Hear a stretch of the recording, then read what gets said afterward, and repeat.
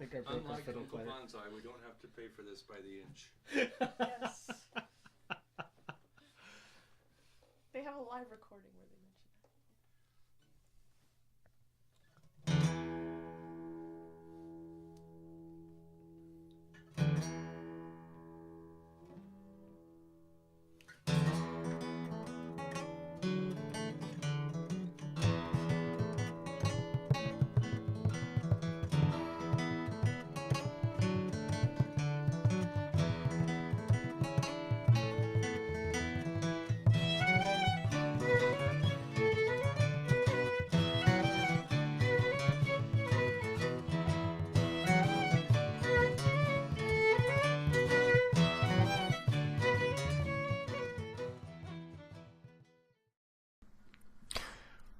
Welcome.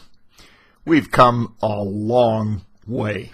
We've got the first 3 episodes under our belt, and that last one was a doozy. That's where most people quit. They read the first couple ones, they say, this is a little vague, but I can follow it, and they hit number 3, and they say, I'm out of here. You're still with it?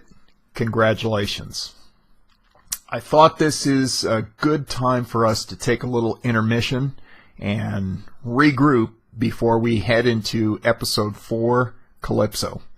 So this is our regroup intermission video. So let's talk about what we know so far. We got to know Stephen Dedalus. Stephen, as you recall, is sort of Joyce's alter ego. He wrote the portrait of an artist as a young man based on Joyce's early life. So this character is Joyce embodied somewhat. Now, there'll be some changes later on, and I think maybe not Joyce all the way. We'll talk about that later, but that's important to remember, that Stephen is really Joyce's sort of alter ego. Now, Joyce actually had a friend who was like Buck Mulligan, sort of a robust drinking buddy of his who was also a medical student. So many of the things that have happened up to now actually happened in Joyce's life. He did live in Martello Tower. They did have the guest from England. The guy did have a nightmare. He fired off shots, and Joyce moved out that very day. So a lot of this stuff is based on reality, and Joyce takes the reality and he sort of bends it around into the story and interjects the known with his ideas. So a lot of these events are actually true. We've seen our themes begin to develop. The primary theme of the book is usurpation, this idea of being overthrown. So the Irish are usurped by the British, and the Irish culture is usurped by the British culture. And there are many other sort of forms of usurpation. We could say that the modern era is usurping the old ways, as we saw with the old Irish language and the milkwoman, as she can't even remember the original language that she grew up with. You know, she's heard it a few times, but she really doesn't remember it. Even the language of the Irish has been usurped. So that usurpation theme is very important, and we're going to get deeper on that as we go forward. We've seen the treatment of death. With Stephen's mother has died, and remember, he refused to bend the knee and pray for her on her deathbed. And Stephen carries a bit of guilt with him on that, but he wants to be true to himself, so he's not going to do something he doesn't really believe, but he can't really let go. He's wearing black, he's still in mourning, he upholds some tradition, but not all tradition, so he lets go, but doesn't let go. We're going to see a difference when we meet the next big character, Leopold Bloom, who was born of a Jewish father who married a Gentile. Leopold Bloom is half Jewish. He's considered a Jew by the Irish. And we'll also see with him a little different approach. And we'll see how close he maintains his ties to Judaism. So we want to pay attention to that going forward. We've seen the treatment of the birth, life, death cycle. This is really important going forward. So watch for any references to birth, life, death. Remember, that's always a cycle. Those things are always moving together. There, with birth, there is life, and death is inevitable. So Joyce doesn't separate these. There's always that cyclical nature of the three parts, and they will come up again and again. And there are the attempts to cling to the past, to go back to the good old days. When a culture is usurped or in decline, this is a very, very common thing. We see this all over the world today. We see it in the United States with Make America Great Again. We want to go back to the good old days. Remember what I said about Joyce. His philosophy was that the good old days are not behind you. They're ahead of you. And the only way a country, a people, a person can come out of this decline, this usurpation, is to look forward. Okay, so when the writers at the time, at the turn of the century, the last century, they wanted to get Joyce on board with this Irish revival. Let's bring back the traditions. Let's bring back the old language. Let's revive the mythology. Let's bring back the folklore, the folk songs, the folk stories. Let's bring it all back. And Joyce didn't want any part of that. And that upset a lot of people. William Butler Yeats was the main force behind this, and he and Joyce were somewhat close, and Yeats arranged for patronage for Joyce. He helped him secure funds, and he introduced him to people that sponsored him and helped him live, and yet Joyce had no interest in this revival. He felt it was a waste of time. Go forward, don't look backwards. So Joyce was very unique in this. All the other writers, the Irish writers at the time, were part of this great Irish revival. So that's rather important, I think, to understand the psyche of the writer. And again, just to recap, many of the events we've seen so far are true. Joyce's own mother died while he was in Europe. He decided to leave Ireland. He moved to Europe with Nora. His mother died. He got a note saying his mother was on her deathbed, and he returned to Ireland for a short period and had similar experience as his mother passed, and he also refused to participate in the Catholic ritual and had similar guilt over that. It's very important. Now let's think about Stephen for a moment. In the Odyssey, and again, this book we're only shadowing it. I keep saying that, and it may get irritating, but this is not an adaptation, so we're not going to be chasing it word for word. But in the Odyssey, and this is where it departs, the Ulysses and the Odyssey depart, Telemachus, the son, sets out in the early chapters to find his father. He goes looking for him. His father has been missing for 10 years, or I think even longer than that. I don't recall exactly now, from the Trojan Wars. And he hasn't returned, and these suitors have come and begun to try to usurp his place and take his place in the kingdom and with his wife. And Telemachus sets out to find his father, who has been missing for all these years since the war, and he wants to find him and bring him back and get rid of the suitors. We don't see that in Ulysses. In these early chapters, Stephen is certainly not off on a quest to find a father figure. There's not even a mention of it.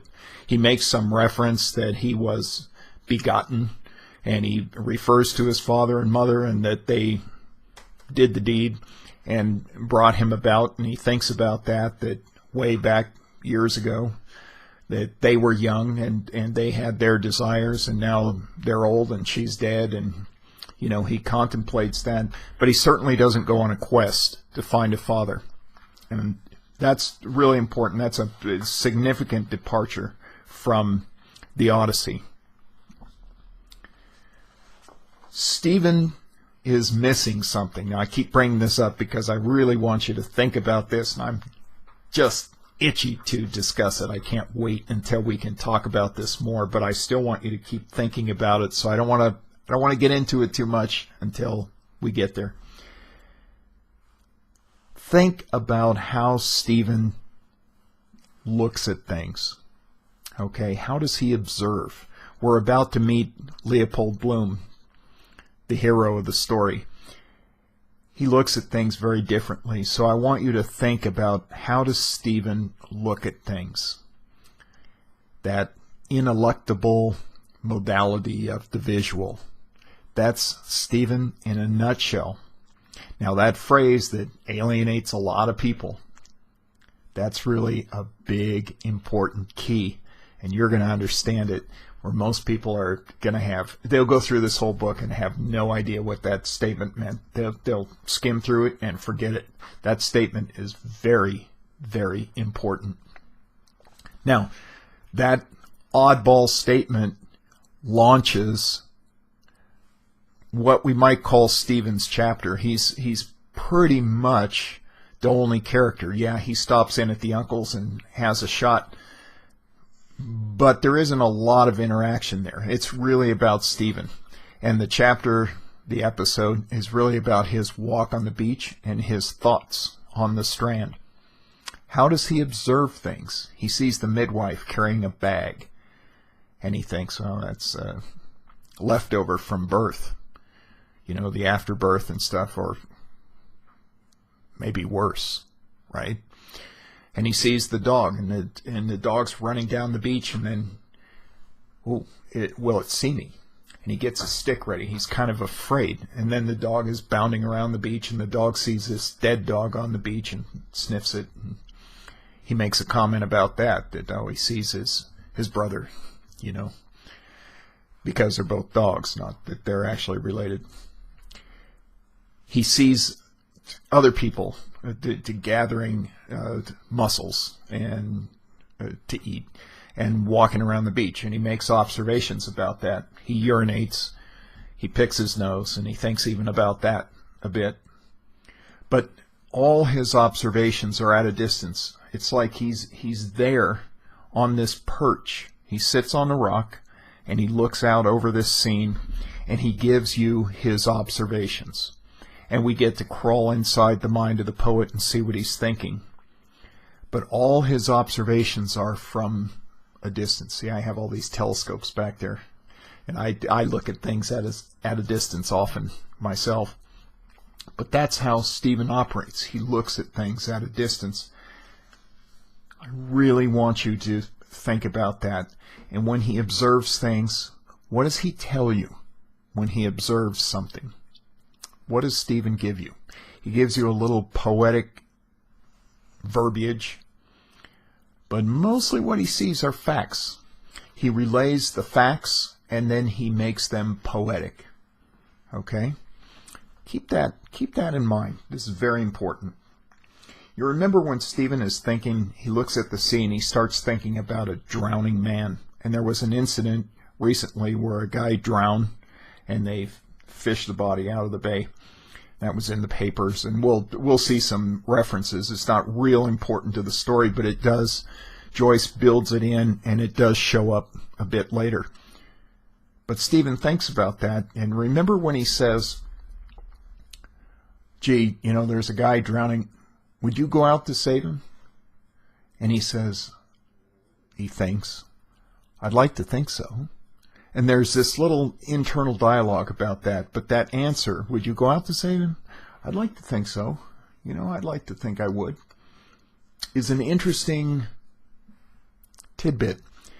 You've got to pay attention to these clues with Joyce and his characters. That one matters. And I want you to still think about what is Stephen missing. This is so vital. And when we get on that, it's going to be very exciting. I can't wait to get there. Now, before we go into the next chapter, I want to reiterate again, it's June 16th, 1904. That date was very important to Joyce. He chose that date specifically. It's a very important day. And we'll talk more about that later, but just remember it's June 16th, 1904. It's a very important date to Joyce. Now, where are we so far? It's around noon, all right, and Stephen is now, he got up, he had breakfast, he took a little walk, and went to work, did some teaching, visited his uncle, went to the beach to do some contemplation, and now it's about noon, and he's off to meet with his drinking buddies. It's around noon, and we're going to go back in time to the beginning of the day and meet another very important character and see how his day begins. I look forward to it, and I hope this intermission was fun for us to regroup and get ready for some good times ahead. I'd love your comments. Please put them below. Let's get some dialogue going. Thanks.